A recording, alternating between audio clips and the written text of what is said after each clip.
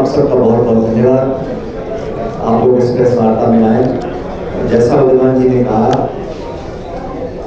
कन्हैया जी और सभी साथी लोग कांग्रेस रैली के एक मुद्दे को लेकर 26 दिन तक यात्रा की। उस यात्रा का उद्देश्य क्या था, आप सब ने भी सुना कि बिहार के नौजवानों को पलायन करने के लिए जो मजबूर किया जा रहा है उस पर रोक लगाई जाए। नौकरी और बेहतर अवसर ढूंढने के लिए ऐसा नहीं है कि लोग बाकी प्रदेशों से दिल्ली मुंबई नहीं जाते हैं या बड़े शहरों में नहीं जाते हैं, विदेश नहीं जाते हैं, लेकिन वो बेहतर अवसर तलाशने के लिए जाते हैं। उसमें किसी को आपत्ति नहीं है, लेकिन पलायन लोग किस परिस्थिति में करते हैं इस पर हमें ध्यान देना पड़ेगा। अव्यवस्था, गरीबी, लाचारी, अविश्वास, जिस जिले गांव देहात में लोगों को मन में विश्वास नहीं है कि हम 2 जून की रोटी कमा सकते हैं, BA MA करने के बाद भी नौकरी के नाम पर छलावा मिलेगा, अधिकार के नाम पर लाठी मिलेगी, तो मजबूरन बच्चियों का पेट पालने के लिए जो लोग प्रदेश छोड़कर जाते हैं। और शकील भाई सही कह रहे थे, पूरे देश में आज बिहार के लोग जाकर मजदूरी का काम करते हैं, लेबर का काम करते हैं, छोटे मोटे रोजगार ढूंढते हैं। ये परिस्थिति क्यों पैदा हुई? ये 1-2 दिन में नहीं बनी है। सालों साल तक बिहार के साथ जो भेदभाव हुआ, बिहार के शासकों ने यहाँ जो नौजवानों की अनदेखी करी,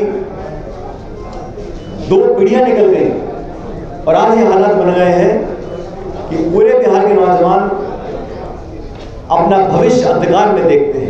और ये बहुत दुख की बात है। बिहार हिंदुस्तान के सबसे युवा राज्यों में से एक है और बिहार के नौजवान में जो प्रतिभाएं हैं, जो अपार उम्मीद है, संभावनाएं हैं, उसको तलाशने की बजाय, उनको ढूंढने की बजाय, उनको संवारने की बजाय उनसे मुंह मोड़ा जाता है। जो लोग सत्ता में बैठे पटना में आज, माननीय मुख्यमंत्री जी कितने सालों से मुख्यमंत्री हैं और 2024 के लोकसभा चुनाव के समय अगर आपको मोदी जी को समर्थन देना ही था, क्योंकि आपके समर्थन से वो सरकार बनी है दिल्ली में, नीतीश कुमार जी को अगर मोदी जी को समर्थन देना ही था तो बिहार के नौजवानों के लिए 10-20 लाख नौकरी मांग लेते, हमें बुरा नहीं लगता। अगर समर्थन की कीमत बिहार के नौजवानों का भविष्य होता तो हम भी कहते आप जाइए, कोई बात नहीं। जो भाजपा 400 पार का नारा देकर लोगों को भ्रमित कर रही थी चुनाव प्रचार में, संविधान की मूल भावना से खिलवाड़ करने की घोषणा करती थी मंच पे खड़े होकर, जनता ने सबक सिखाया और 240 पे लाकर टेक दिया।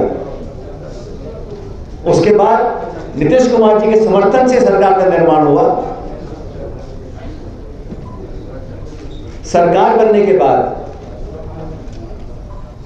शासन व्यवस्था में दिल्ली और पटना की सरकार ने नौजवानों को कितनी जगह दी है। पिछले समय में जो फर्जीवाड़ा हुआ, जो धोखाधड़ी हुई, पेपर लीक हुआ, लोगों के मन में नौजवान अगर व्यवस्था पे विश्वास नहीं करेंगे, नौकरी प्रक्रिया चयन में उनका विश्वास नहीं रहेगा, ये बहुत खतरे की बात है देश और समाज के लिए। मैं धन्यवाद देना चाहता हूं युवक कांग्रेस का, NSY का। उन्होंने बिहार के नौजवानों की अल्प को जगाने का काम किया है। बिहार के नौजवान किसी की दया नहीं मांग रहे, वो इतना चाहते हैं कि रिश्वत और पैसा देकर पेपरों को आउट ना किया जाए, भेदभाव करके नौकरियों का आवंटन ना किया जाए, प्रतिस्पर्धा हो लेकिन पारदर्शी तरीके से हो। नौजवान नौकरी मांगे, सरकार को कोई चिंता नहीं, सत्ता में रहने की उम्मीद हर राजनीतिक दल को होती है और मैं इसको बुरा नहीं मानता हूं, लेकिन जब इतने लंबे समय तक बार बार मौका लेने के बावजूद इन 20 सालों में कितने लोगों के भविष्य की चिंता करी है।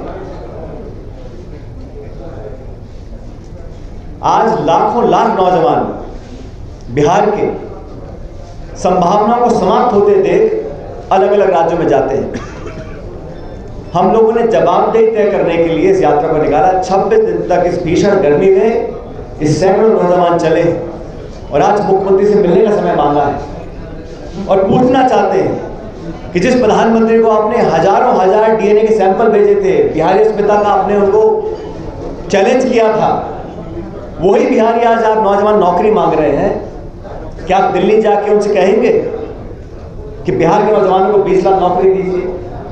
जो पीएसयू थे बंद कर दिए, सरकारी नौकरी में लगातार गिरावट आ रही है, उद्योग और निवेश हो नहीं रहा, नए रोजगार आएंगे कहां से? अर्थव्यवस्था को दुरुस्त करने के लिए एक संकल्प चाहिए, एक दृढ़ संकल्प चाहिए, एक निश्चित दिशा चाहिए और रोजगार उत्पन्न करना मैं समझता हूं हर सरकार की प्राथमिकता होनी चाहिए।